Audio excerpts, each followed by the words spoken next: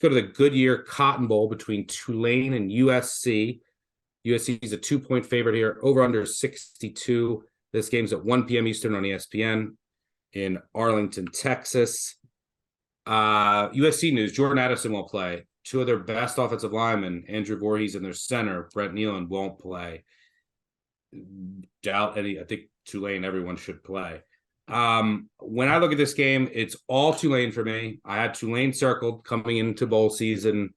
And look, we still don't know for sure on, right? We haven't got any word on Caleb Williams for sure, right? Last night I read that he's 100%. He confirmed himself last night.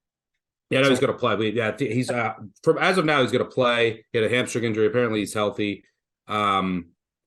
That always could change. They could just say, "Look, we're going to let you play." But I'm assuming that he does play. I played Tulane here. If Caleb Williams was out, this would have been an absolute hammer. I still like it. When I look at this game, number one, motivation is major for USC. It was one game away from being in the college football playoff. Now you're playing Tulane in a bowl game. This is obviously an enormous game for Tulane, a covering machine this year. And what can Tulane do? Their secondary is elite. They can match up with this USC passing attack. And the USC offensive line, by the way, good all year. Depth was always a question. Now you're missing two of your best in that interior, which might impact the run game, which is how USC will be able to attack Tulane here. But you know who will be able to attack in the running game? It's Tulane against this USC impoverished run defense, which is bottom 10 in EPA per rush and rush success rate.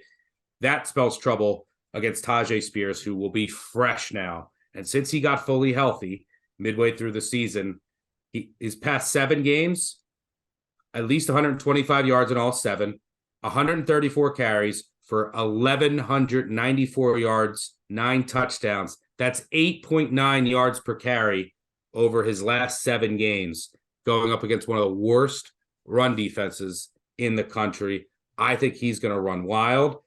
Oh, by the way, there's still massive turnover regression that still looms for USC. Big motivational edge, Tulane.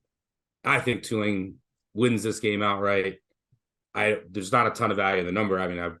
But this is motivational play, matchup play, roll wave, back to Tulane, one final time this year.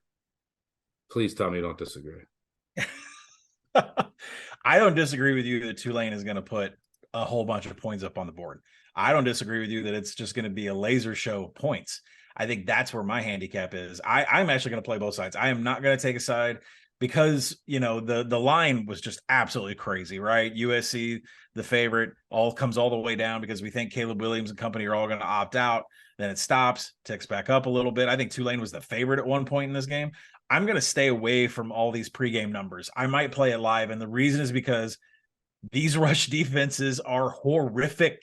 USC, 125th in defensive rushing success rate. You go over to Tulane side, they're outside the top 100 in line yards, and they're 110th in stuff rate. So the name of the game is Spears and Austin Jones for USC. They are going to dominate. Now, I think Tulane is going to be able to get points up on the board fast, ultra quick.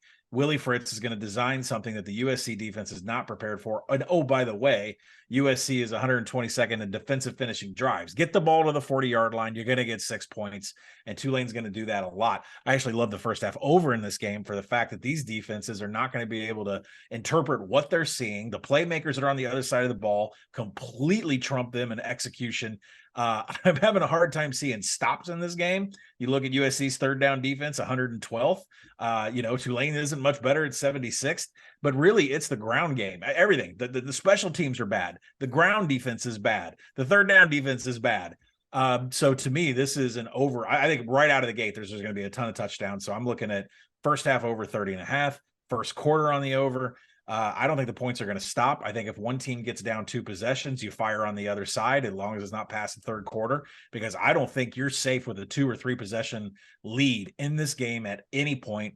And really, if Tulane wants to get up by 10 or more points, you don't think USC and Caleb Williams is going to start pulling some of the rabbit out of the hat and start going up tempo? which we've seen them do before. So I just think there's going to be an abundance of points. The entry for this game is going to be on the first half over. And then I'm going to play both sides of this live because I don't think any lead is safe. Yeah, I don't mind the over. And look, Tulane has also struggled with mobile quarterbacks, but we'll see if that, that Caleb Williams hamstring goes at any point. That could be a major development. But this is all Tulane for me. Roll wave, one of my favorite bets, if not my favorite bet of the weekend.